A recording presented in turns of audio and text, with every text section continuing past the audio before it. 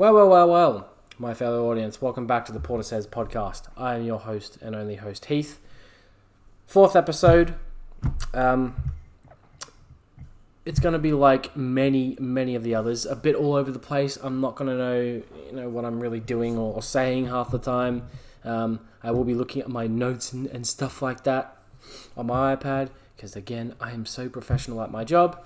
As you can see, I've got a couple of things on display as background things or just cool things. Well, I mean, you've seen this. This was in the first episode.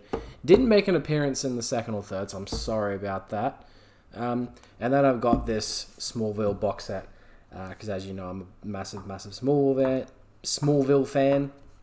This is all 10 seasons on Blu-ray, crisp quality. So I figured I'd explain those. Back to this microphone, just because the other one's a bit of a pain to set up and kind of get the right angle, and I kind of looked back at my previous episode to see what I'm really talking off my hands a lot. Sorry. Yeah. So I didn't know what to do with that microphone in terms of setting it up again because it's a pain. So I'm just using this one again. Very, very sorry. Kind of going from a bit of a downgrade, but that's life. So this episode, I figured I would talk about some underrated media. So, underrated, which I'm pretty sure a lot of you know what that means, but I'll explain it anyway, because that just makes me sound smarter than I am. It essentially, underrated means like something that you don't think gets enough recognition or enough love from anybody. And I have a list of a couple of movies, only one TV show, and then music. I can't really think. It might come to my head at some point during the episode. We'll see. So let's get on with this. So on my notes, I've written down, I'm actually going to talk about the TV show first, just because I want to get that, since it's only one. I figured I'd get out of the way, and I've got a couple of, got like maybe 4 or 5 movies here, I think, maybe 6. I'm terrible at counting. I didn't do well in math. So the first one I'm talking about, just one show, is Two Broke Girls with Kat Dennings. And I don't remember the other actress's name, but her name's Caroline in the show, and you've got Max, who is Kat Dennings' character. I remember watching this show for the first time about a year ago. I watched the first episode on a plane, maybe the first 2 or 3 episodes on the plane back from somewhere, and I was like, oh, this show is good. What on earth?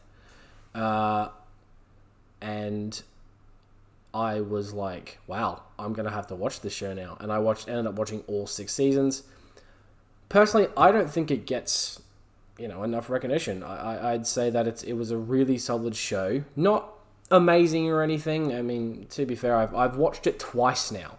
Because it's all the episodes, they're like 20-something minutes long. So it's very easy to get through the episodes, and I don't think there's that many episodes a season. There's like maybe 20-ish, and those are pretty easy to watch, especially of the length of them. So I really like it. I think it's funny. I think all the seasons are pretty consistent. There's not a bad season at all. But there's no season that I think is like outstanding television. It's just a solid, modern sitcom. So that's Two Broke Girls. I find it pretty underrated because a lot of people talk about it, but they talk about it in a negative way. Not enough people talk about it in a positive way, because it's better than a lot of... I think it's better than quite a few sitcoms. I can't really think of any off the top of my head. I'd say it's more consistent than 2.5 Men, which I also like that show, but it ended kind of poorly. So that's one thing I could say about Two Broke Girls. It's probably not quite as good as some of the earlier seasons of 2.5 Men with Charlie Sheen, but it's probably better than some of the later ones with Ashton Kutcher. So that's that. And then onto the movies. I have like a solid. I have a lot more to talk about than the show than one show. So I have the there's three movies that I want to talk about in particular, but I'll get to them after these other two. So the other one that I want to talk about is the movie Swiss Army Man with Daniel Radcliffe and Paul Dano. Basic story, it's about a guy who's about to commit suicide, comes across a dead corpse that farts a lot, and kind of they do this, have a bit of a bond with each other, despite him, Daniel Radcliffe's character, who plays the corpse, being a corpse, and Paul Dano's character, just kind of going, what the hell is this? They kind of bond a friendship. I think it's a really... I think it's a really heartfelt movie. I've only seen it once, so keep in mind, I'm kind of going based off a one-time viewing. I really think that one in particular deserves a bit more love than it gets. It's probably, out of this one, it might be the least underrated one of the things I'm talking about, but it's still pretty up there for me. I remember watching it back when it came out in 2016. I was like, this is just like different and very fresh and unique compared to a lot of movies that were coming out that year, at least. I think Daniel Radcliffe is excellent in this movie. I think I said in a previous episode, or one of the first or second, that I think it's his best performance. I think Paul Dano is great. I think the story is great. Everything about it's really, really, really solid, and it deserves a bit more attention.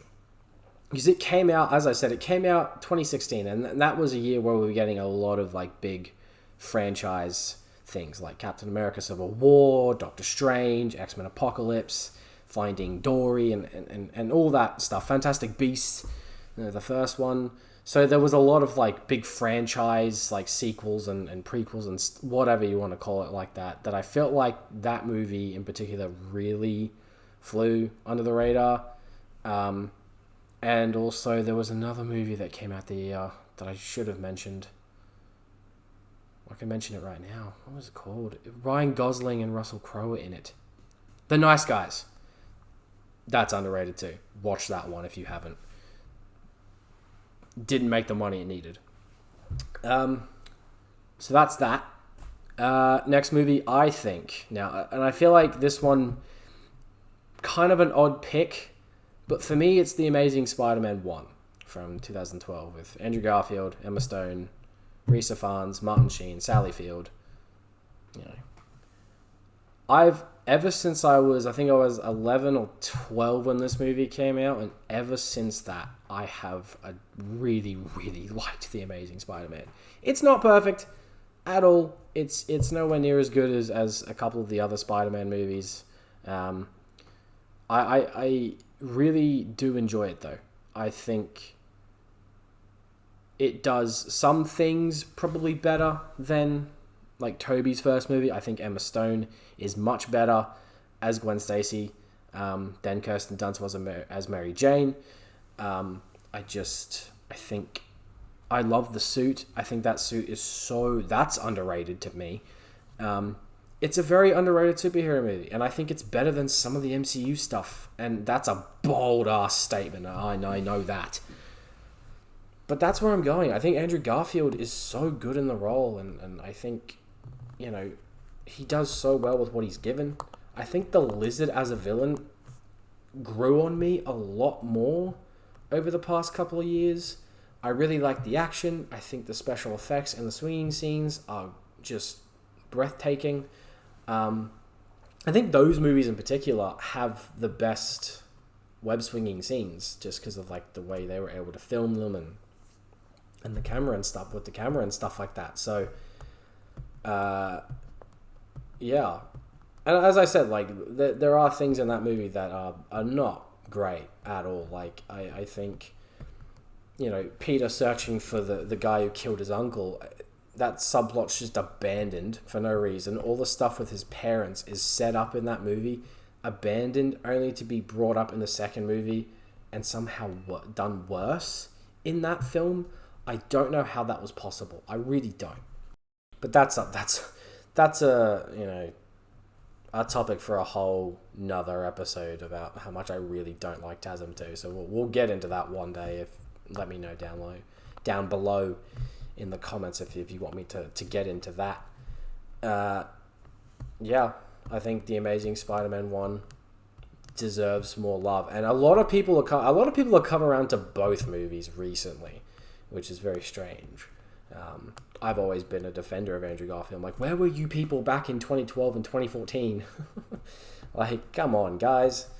Ever since No Way Home, he's just, all of a sudden, he's had this massive, kind of appreciation brought to him. And I'm like, well, he was great when those movies came out. It's just, they weren't as good as they could have been. So I think The Amazing Spider-Man 1 is extremely underrated and does not deserve the hate it gets. The sequel does, but I think the first one is a brilliant movie. So, well, not brilliant. Okay, it's great, and I love it. So, let's just get on with that. All right, and the last 3 movies I want to talk about, because this is a trilogy of late 90s films, because the first one came out in 93, second one was 95, and the third one was 97. So kind of somewhat early and late 90s, I guess. And those are Free Willy, the Free Willy trilogy. I know there was one with Bindi Irwin, but we don't talk about that. I'm pretty sure she wouldn't even want to. I'm kidding. I actually have no idea. Look, I don't want to say anything that would maybe offend her, because Bindi's awesome. Right. So, Free Willy, the first one, came out in 1993 with Jason James Richter as the lead role, as Jesse. I adore the first 2 movies. I really like 3. But I think the first 2 are much better, especially the first one. The first one is just one of those movies that is just, it's so joyful.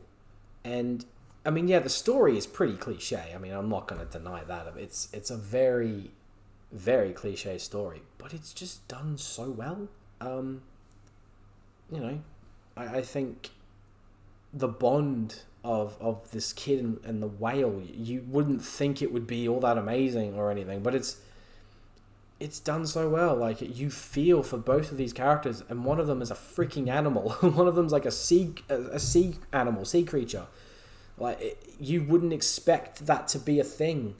Like, you wouldn't expect that to tear at your heartstrings, but it does. And like, obviously, you know how it's going to end. First off, the poster and I guess the trailer pretty much spoiled it. But even if you didn't see any of that, you know essentially what's going to happen. You know he's going to get out, even by the title of the freaking movie. So, yeah. Second, Free Willy, that was actually the first one I saw, because it was very similar to Karate Kid. My dad brought it home. I was like, this looks like crap. Why am I going to watch this? And I watched it, fell in love with it. Free Willy 2, it continues the story well. You get the same characters. You get a couple of new characters introduced, like Elvis and Nadine. Nadine kind of becomes a bit of a love interest for Jesse. And Elvis turns out to be his half-brother, I think.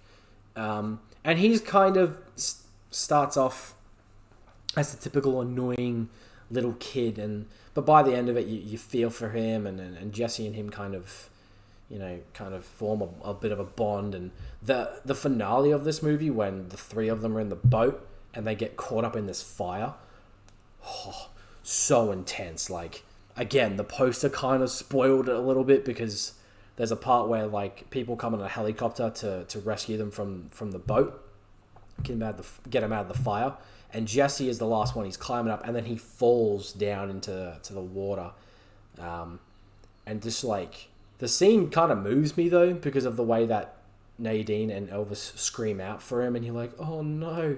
But obviously Willie's gonna come and save him, and he does, which is just like so heartfelt and so joyful to watch these two bond, as kind of the Jesse being the owner and of Willie being the pet, and then Free Willy 3, not quite as good as the first. I think it's by far the weakest, worst of the three.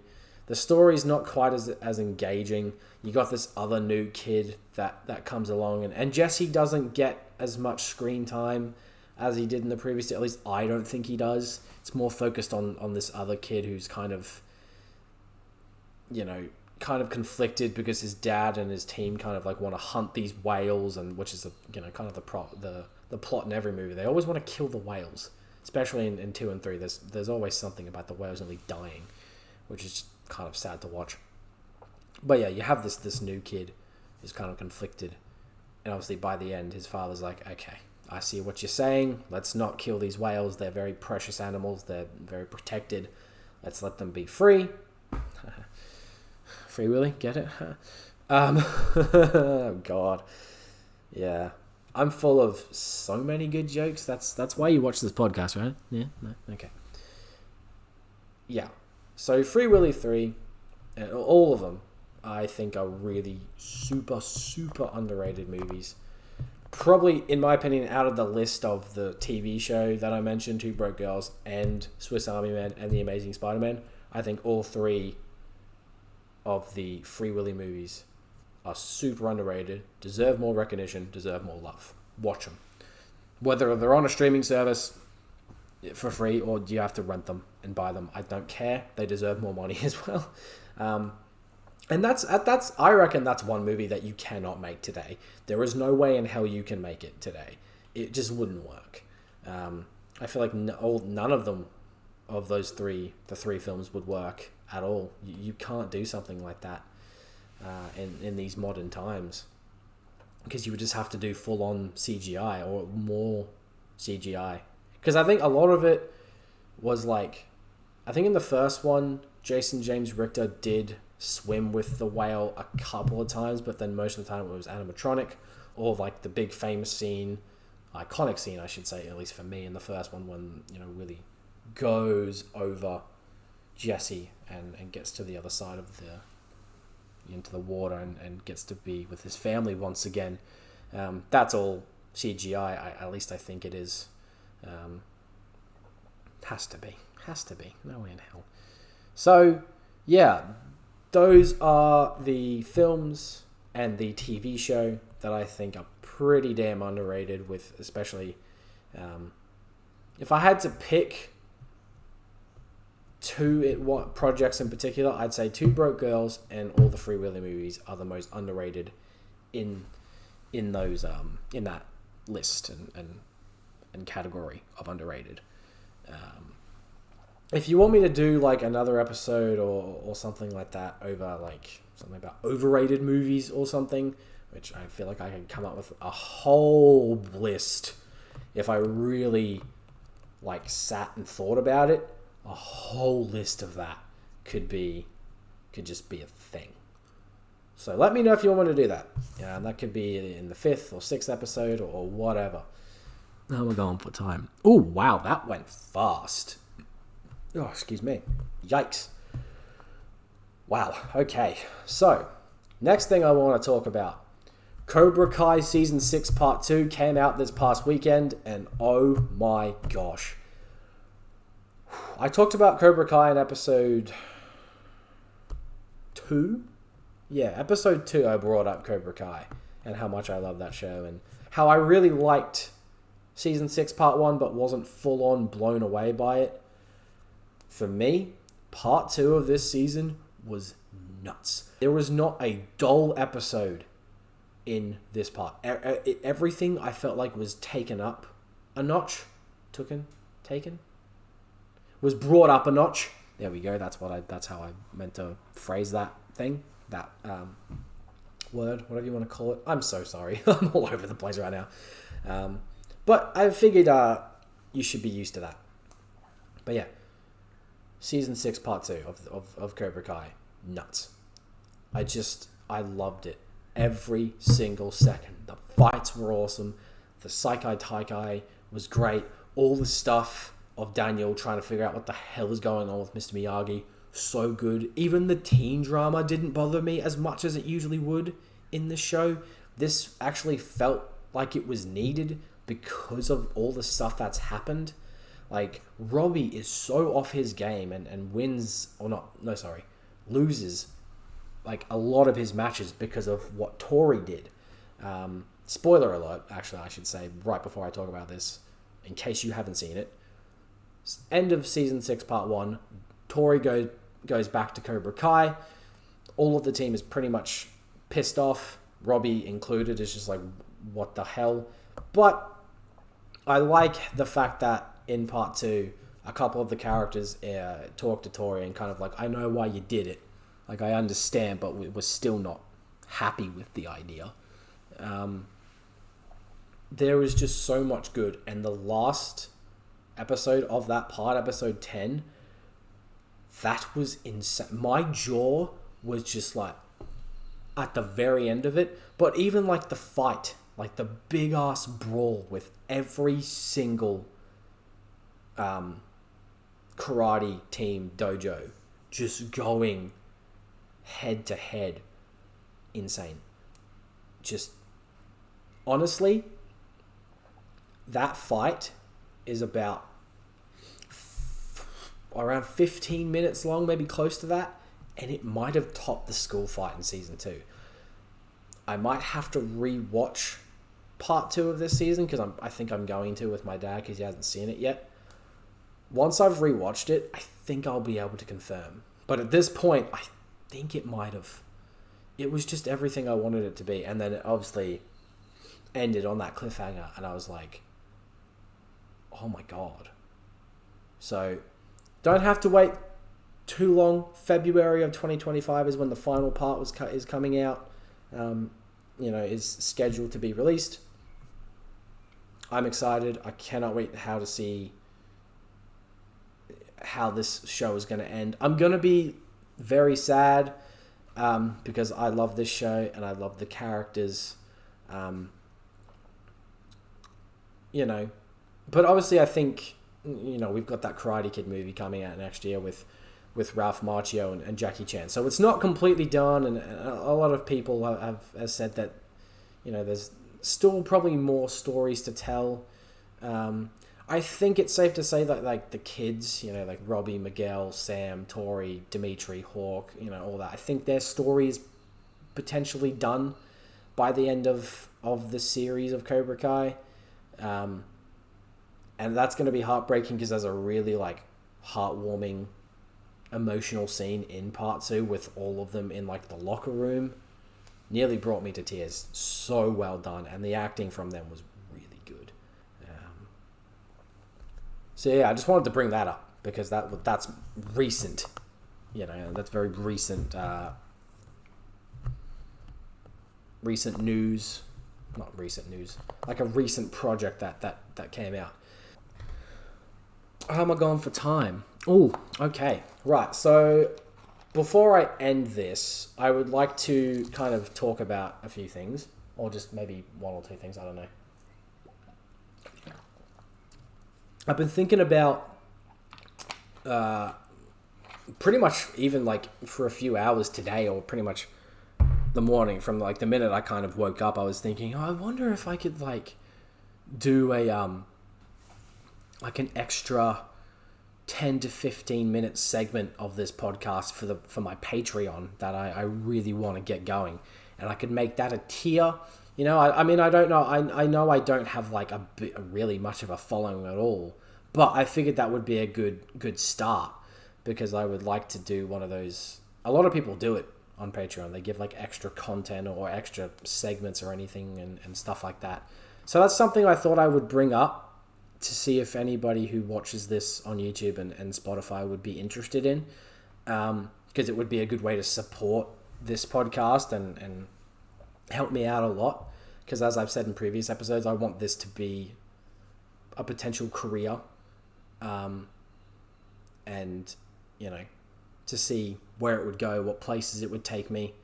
And, you know, again, I have to reiterate, I'm not doing it just to get money. I'm also doing it for fun.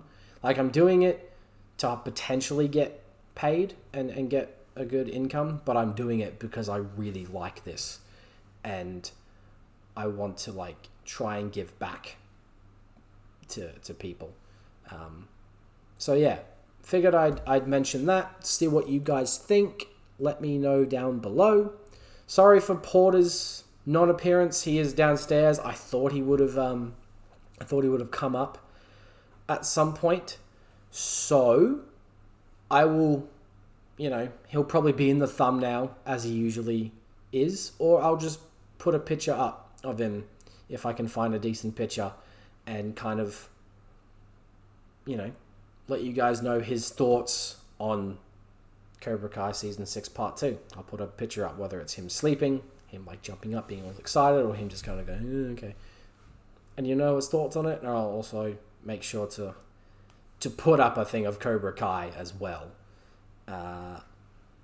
So, once again, thank you so much for watching and listening to this on either YouTube or Spotify. And I will catch you guys in the next episode, whatever it'll be about. I'm sure I'll come up with something. If you have any ideas, let me know. And let me know what you think about the Patreon idea, because I personally, I think it sounds like a pretty decent idea. And I'll catch you guys next time. Bye.